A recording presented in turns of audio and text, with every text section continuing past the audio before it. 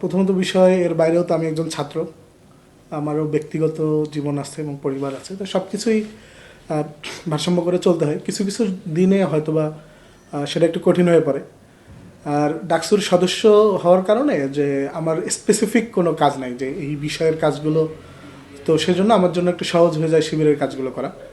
তো আমি হচ্ছে ডাকসুর কাজগুলোতে যে যে জায়গায় প্রয়োজন পড়ে সে জায়গাগুলোতে আমি নিজে থেকে পারফর্ম করি। আর শিবিরের কাজগুলো তো খুবই ভেরি মাচ রুটিন ওয়ার্ক, যে কাজগুলো আমার সাহিত্য ও ক্রিয়া বিভাগের থাকে সে কাজগুলো করি। তো এখানে ভারসাম্য, আমাদের সাংগঠনিক যে চর্চা আর কি, সে চর্চাটাই হচ্ছে একটা ভারসাম্যপূর্ণ লাইফ কীভাবে লিড করা যায়। তো সেই অনুযায়ী এগুলো হয়ে যায়। আবার কিছু কিছু সময় হয়তো বা হয় না, সেদিনগুলোতে আবার ঠিক করে নেওয়ার চেষ্টা করি।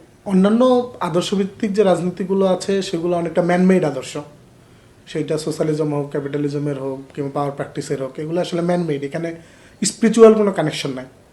তো ছাত্র শিবির যেহেতু ইসলামিক আইডিওলজিকে ওন করে এবং ইসলাম বেসড একটা স্টুডেন্ট অর্গানাইজেশন, তো সেক্ষেত্রে আমাদের আইডিওলজি, আমাদের ফেইথ, আমাদের ধর্মীয় চর্চা সবগুলো একই লাইনে স্ট্যান্ড করে।